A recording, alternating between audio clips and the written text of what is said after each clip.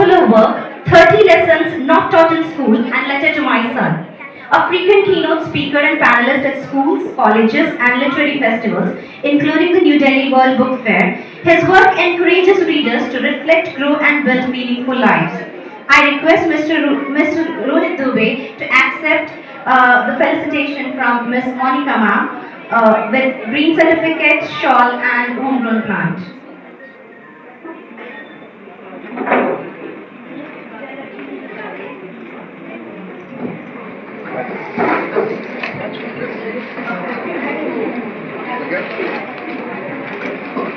Strategy.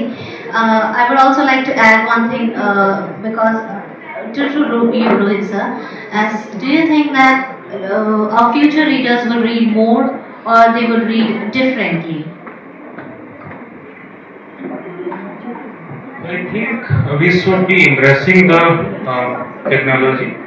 We should be having a growth mindset. Everyone have a device in your pocket which is called mobile phone, and everyone scrolls on that, watch reels, videos. But if I ask you, in last 1 week, how many scrolling you have done and what are the videos you have watched, if I ask you to write on a paper, it would be very difficult for you to recollect. But if I ask you how many books or how many chapters of the books you have read, it would be easier for you to recollect and write on the paper. So, for coming to your question, technology is good, always good, but it is how we are using or misusing. We should be becoming conscious about boundary between use and misuse. For mobile phones also, we if I take you 25 years ago when there was a mobile revolution, it was sold as a device which connects us with the world. This is the use of mobile phone. But now we have misused the mobile phone so much that although mobile phones are connecting with the world, it is disconnecting us from our own family, from our own self, from our habits, from our time, from our virtues, from our peace of mind. So, if you are using the technology, e-books are not bad, audiobooks are not bad, but reading a book, physical book, is still, I think, it's e-books or videos or reels, they are not a substitute for that. Because if you read a book, you need a serious commitment. You need to sync between your eyes, your mind, and pages of the book. You are the serious actor here. But if you are watching a videos, even if the content is educational, someone else is actor. Even if you are not very focused, then also the videos will continue. So I think, and for the things like reading, we should be becoming conscious of our four main factors. The first thing is we should be having sufficient time. So nowadays everyone here is scrolling and watching videos, even me. So we should be becoming conscious about how much time we are spending in digital devices and how whether whatever the time we are spending, whether the time is in the same direction as our life mission. So if everyone is spending 5 hours on mobile and if we are living 70 years, if you do the math, it would be something like 15 years. So 15 years we are wasting in mobile. So if we are wasting so much time, we will not be having any time for optional activities like reading outside syllabus. Second is also we should be also becoming conscious about attention span. So attention span is one of the virtues which we have inherited as a human. But in 21st century, in 2026, we are having the lowest attention span in the history of humanity.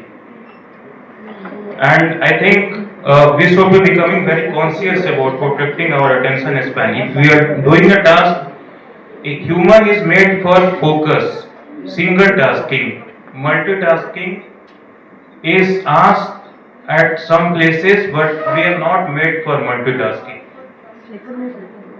The third thing is we should be having discipline of finishing what we have started. Everyone is unfolding the discipline and everyone is accepting the friend request of motivation. Motivation is a good thing. If you go to gym, if you are going to gym, you might be taking energy drink or something like whey protein. So I will suggest to take motivation as an energy drink and discipline as a balanced diet. You cannot rely on motivation. The fourth is you should be, even if when you start reading, you are not having interest, but you should be picking the subjects which creates the interest in you. This is my message. Thank you, sir. That was really introspective as well.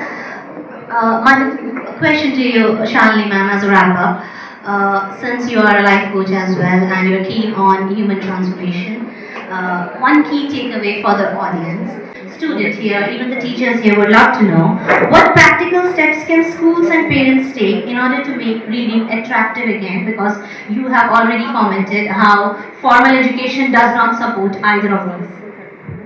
Thank you. So first of all, we need to understand, if you are talking about reading books outside school and college syllabus, reading is always a choice, right? In school and college, if students are not reading, students will not pass in exam. But if we are talking about the books outside school and college syllabus, it's always optional.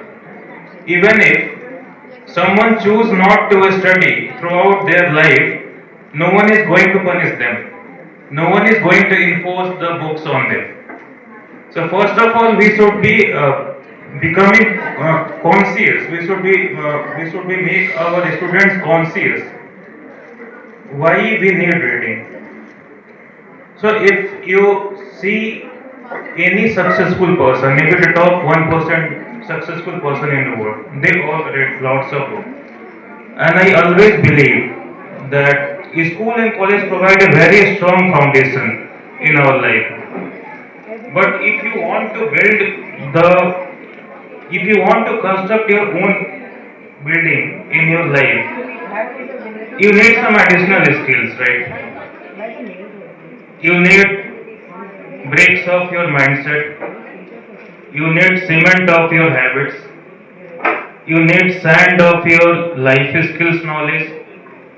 And also you will need the reinforcement of your resilience, your capacity to do the struggles. And coming to your questions, why, what we can do to make reading more interesting. Nowadays everything is getting shorter. Before the movies were 4 hours, now it's 1.5 or 2 hours. Before the cricket match was 5 days, 90 overs each day. Now it finishes in 3 hours. It's most popular format of the cricket match is T20. It finishes in 3 hours, right? So as Upadhyay sir said, authors also need to evolve in today's time. So expecting someone, the readers, to read 1,000-page book is not something which we are asking quite more than our capacity. So as an author, what I do to make reading more interesting is, I write small books, maybe from 100 to 200 pages. And I try to keep my chapters maybe 3 to 5 pages, maximum 6-7 pages. So when a reader sees that the book is small, and also if he sees that the chapters are only 3 to 5 pages, he gets some urge to finish the chapter. And once he finishes the chapter, he gets a dopamine spike. He feels something accomplished. And then he feels something accomplished. He tries to finish the rest of the books also. So this is the one of the strategy which I follow as an author, because I am an author, I am an engineer, and I am also a martial artist. So based upon my experience, this is the strategy which I follow. And for the schools also, I feel that we should encourage more practical knowledge. I strongly believe books are like Google Map. Books can give you the direction, but we need to implement the knowledge of the books ourselves. So my advice to schools is just teach more practical things and don't punish the students, don't enforce the ratings on the students. Make it interesting so students will come and read. Thank you. Thank you, sir. That's a thought-provoking point because curriculum, in a way, becomes rigid when it comes to literature. Literature framework gets rigid, but freedom and judgment is not there when literature is outside.